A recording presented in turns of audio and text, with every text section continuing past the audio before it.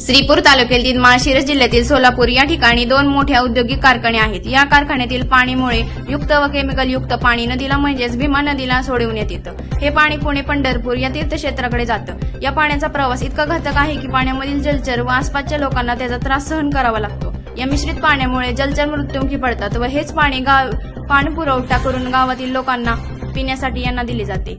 त्यामुळे येथील नागरिकांचं आरोग्य धोक्याचं आहे। माननीय प्रदूषण मंडळ व तहसीलदार व कलेक्टर साहेबांनी यांना लक्ष द्यावं असं आवाहन अखिल भारतीय भ्रष्टाचार निर्मूलन संघर्ष समितीच्या महाराष्ट्र प्रदेशाध्यक्ष माननीय सौ आरतीताई बाबर यांनी केलं आहे।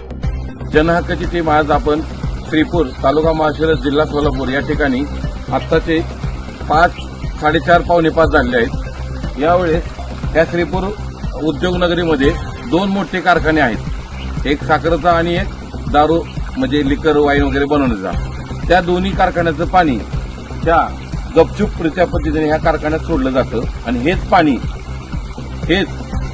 जाऊन भीमा नदीला मिसळलं जातं आणि हे पाणी पुढे जाऊन पंढरपूर या ठिकाणी तीर्थक्षेत्राला जाऊन मिळलं जातं। ह्या पाण्याचा प्रवास इतका घातक आहे।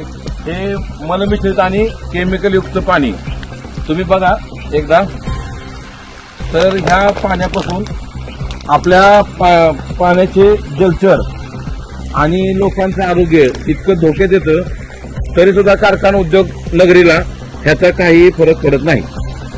ह्या पाण्यापासून लोकांचं आरोग्य इतकं धोक्यात आहे, तरी सुद्धा ते लोक आपल्या मनानं आपल्या कारभारानं गपचूपरित्या हे पाणी एका कॅनलच्या खाली सोडून ते नदीला मिसळलं जातं आणि जो कोणी आवाज उठवला जाईल त्यांना दाबलं जातं।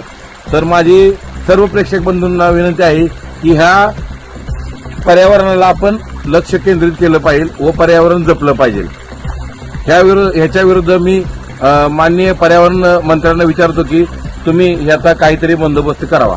धन्यवाद। जर हे पाणी पूर्णतः बंद नाही केलं तर अखिल भारतीय भ्रष्टाचार निर्मूलन संघर्ष समिती व बाबर एज्युकेशन सोसायटीच्या वतीने प्रदूषण नियामक मंडळ यांच्यासमोर आंदोलन करण्यात येईल। तसेच शेती महामंडळ यांना कळवण्यात येते की त्यांनाही कारखानदाराला कोणाच्याही जमिनीवरती केमिकलयुक्त व मळे मिश्रित पाणी सोडू नये। संबंधित कारखानदार वरती कडक नियम लागू करावे असे आवाहन केले आहे। जनहक्क टाइम्स संपादक आरती बाबर आणि उपसंपादक अकबर शिकलकर।